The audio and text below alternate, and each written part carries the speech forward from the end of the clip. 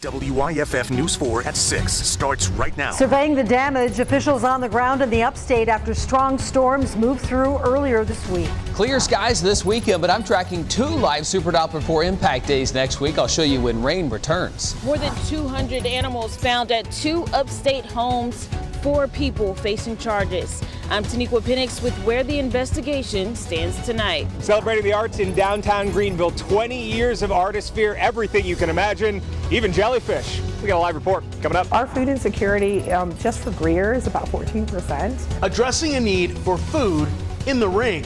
It's a story all new at 6 tonight. Cleanup continues in parts of the upstate after storms rolled through early Thursday morning. Today, meteorologists at the National Weather Service were out in Anderson and Lawrence counties surveying damage. Meteorologist Griffin Hardy is live now with what they are saying. Griffin. Hi, Carol. Yes, we're in Lawrence County, just north of Clinton, where we have a power line down. This is, I guess, non-thunderstorm wind damage, even though the system itself is still moving in. You could call this loosely related to the storms that we had last night, or excuse me, early Thursday morning. And what they determined when they were going through Anderson and Lawrence counties is that it was mostly straight line wind damage. We actually just got word that they confirmed an EF1 tornado up in Jackson County, North Carolina, but all the trees that were knocked down early Thursday morning, that was more than likely caused by straight line winds. What they determined during the survey was that all the trees that were knocked down, it was sort of sporadic. Some trees down here, some trees down there, mostly over towards places like Anderson and Belton and Honeypath and Princeton. And most of those trees were facing the same direction. That's the telltale sign that that was more than likely straight line winds. Up to 75 miles per hour, though, that were more than likely what caused all of that damage. Luckily, the weekend is going to be a lot more smoother by comparison weather-wise. Just had to get past this feisty week, for lack of a better word, that we had earlier. Luckily, Thursday morning, that storm did not produce a tornado in Anderson and Lawrence County, but straight line winds still definitely worth taking seriously. For now, reporting live in Lawrence County, meteorologist Griffin Hardy, WYFF News 4. Griffin, thank you. All right, let's continue with our weather talk now. Mother's Day is here this weekend. Yeah, Chief Meteorologist Chris Justice joins us. And Chris, you really came through for moms. I mean, down and up real nice, right? Lower humidity, crisp, cool mornings, and those warm afternoons. Both days this weekend. I am tracking rain returns next week, but we'll save that for later. Tuesday, Friday, the timeline on that. Let's show you what's happening right now. In fact, we are changing things in a hurry. A front's moving through the area right now, responsible for additional severe weather in the eastern Carolinas. Not so for home. We do have a few scattered downpours out there as this front's crossing through. Live Super Doppler 4 mapping that out over Lawrence, Spartanburg, Union into Cherokee County. That's about the only widespread rain that we have. Popping up here or there, just a quick downpour as it lasts, and the last of this moves on through. The humidity's dropping for all of us, and so are the temperatures. We were at 83 degrees at 5 o'clock. Now we're at 75, so about an 8-degree drop in the past hour. Northerly winds at about 20 miles per hour, and again, that humidity going down, down, down. 73 right now in Spartanburg. It's 80 in Greenwood and Abbeville. Look at the mountains already in the low to mid 60s. Yeah, that cooler air is knocking on the door and it's spreading in. Over the next 12 hours, look for us to continue to tumble on down to around 50 degrees with clear skies. Coming up, I'll map out those 2 additional rainy days next week and show you where temperatures go from there. Chris, thank you. More than 200 animals were rescued from 2 homes in Spartanburg County. And those animals include pigs, donkeys, and dogs, and now 4 people are facing charges. Our Taniqua Penix joins us live now in Greenville, where some of those animals were taken.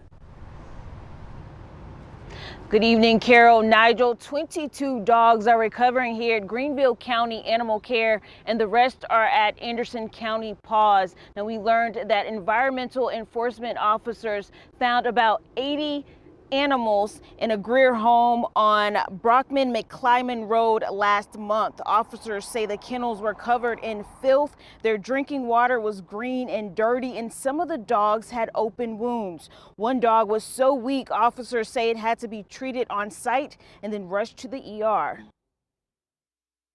So you have a lot of these so-called backyard breeders, or just people that start off with a good intention and then end up becoming overwhelmed.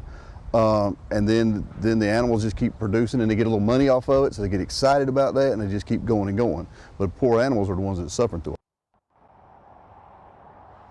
Nelson says this type of breeding is not just an issue in Spartanburg County, it's also an issue all over the state. Nelson also tells me this is the second time they've had to visit that home in Greer. For now, reporting live in Greenville, Taniqua Penix, WYFF News 4.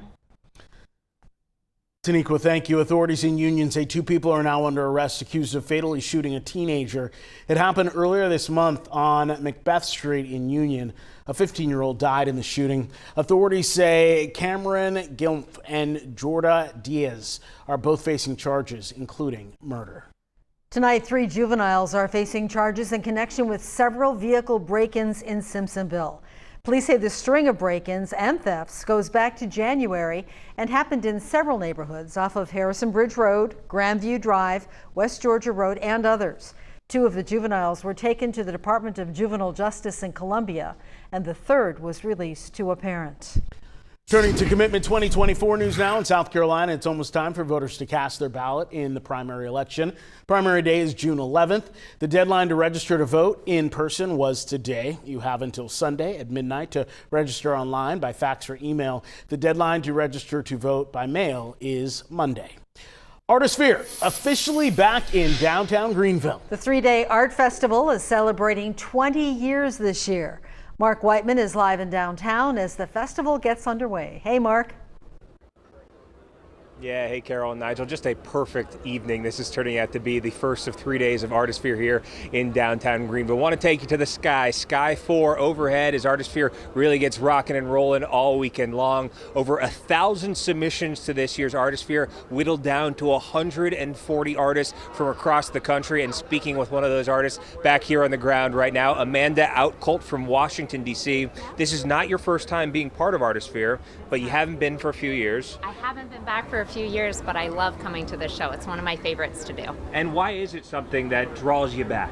Well, I think coming from DC, it's nice to come to Greenville. It's a gorgeous city, and there are so many art appreciators here. Everybody who comes to the show is really appreciative that we're here, loves to talk about the art, and seems genuinely interested. It's an art-loving town. It's such a terrific weekend, and to be part of such a big year, 20 years. Can you explain to us a little bit about your art? We see it on the walls behind you. Yeah, so my work is mixed media. It's a combination of intaglio etchings that I create, which are the animals in the pieces.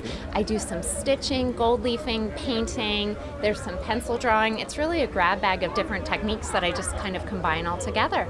And you mentioned what a beautiful city this is. To be back here and be involved in this, how have you seen Artisphere grow from the last time you were here back to this one now? Well, I love that it's a small show, and I love that they keep it small for the number of artists, but I think the quality just gets better and better every year. They get more and more artists applying, which makes it more competitive, and so the show is just elevated year after year.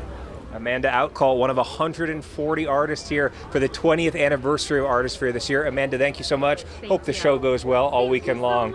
Yeah, what a great weekend this is going to be till 8 p.m. tonight, all day tomorrow from 10 to 8 p.m. tomorrow night, and then wrapping up Sunday, going all the way to 6 p.m. Sunday. So you got all weekend to come check out all the incredible art here in downtown Greenville. But for now, guys, I'll send things back to you in the studio.